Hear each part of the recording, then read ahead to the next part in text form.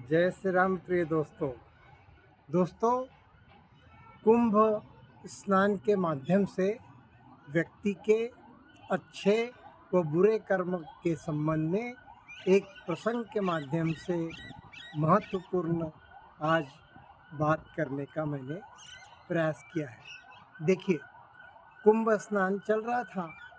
समस्त घाटों पर स्नान करने व डुबकी लगाने के लिए भारी भीड़ जमा थी।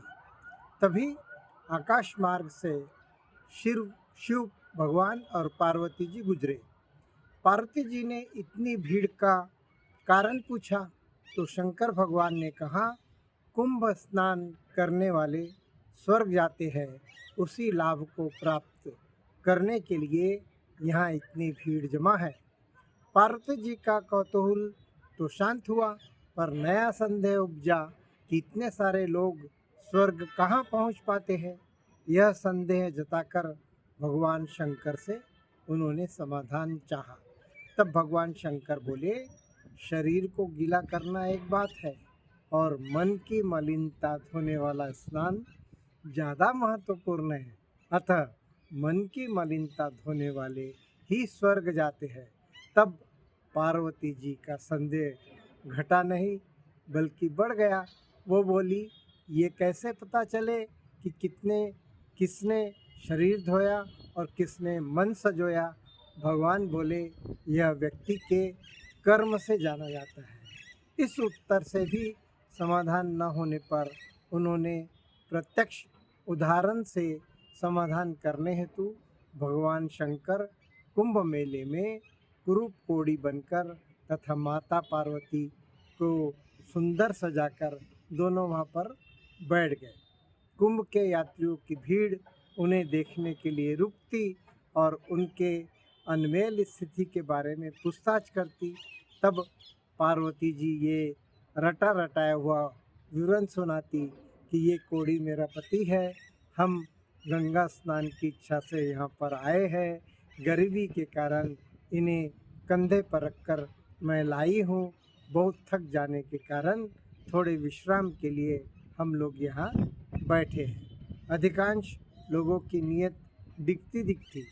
वे सुंदरी को प्रलोभन देते और पति को छोड़कर अपने साथ चलने की बात कहते। तब माता पार्वती लज्जा से गड़ जाती। वो सोचती, भला ऐसे लोग भी गंगा स्नान के लिए आते हैं क्या। उनकी निराशा देखते ही बनती थी। कुछ देर बाद एक सज्जन व्यक्ति वहाँ पर आया। उसने विवरण सुना तो वह दुखी हो गया। उसने सहायता का प्रस्ताव दिया और कोड़ी को कंधे पर लाद कर तट तक पहुँचाया और उसके पास जो भोजन था उन दोनों को खिलाया और सुंदरी को नमन करते हुए कहा, धन्य है माता, आप जो इस प्रकार अपना धर्म निभा रही है। भगवान शंकर का प्रयोजन इस बात से पूर्ण हुआ। भगवान शंकर और पार्वती उठे और कैलाश की ओर चले गए। रास्ते में भगवान ने कहा, इतनी भीड़ में एक व्यक्ति ऐसा मिला जिसने अपना मन भी धोया और स्वर्ग का रास्ता बनाया। स्नान का महात्म तो सही है, पर उसके साथ मन भी धोना जरूरी है। दोस्तों, अभी जो प्रयागराज में महाकुंभ चल रहा है, रोज करोड़ों की संख्या में देश विदेश से यात्री डुबकी लगाने आ रहे हैं। वहां जाकर डुबकी लगाने से प्राप्त तो सभी मायने में पुण्य तभी होगा जब इंसान परोपकार की भावना रखकर अच्छे कर्म करे। अच्छे कर्म अर्थात प्राणी मात्र की निस्वार्थ सेवा, दूसरों के प्रति सहयोग, अनाथों, असहाय तथा बुजुर्गों की मदद, ऐसा पुण्य कर्म वहाँ कई लोग कर भी रहे हैं। दोस्तों, पुण्य कर्म करने से व्यक्ति का आत्मविकास व मन प्रसन्न रहेगा। ऐसा करने से सही माने में पुण्य प्राप्त होता है और व्यक्ति समृद्ध और स्वस्थ रह पाता है।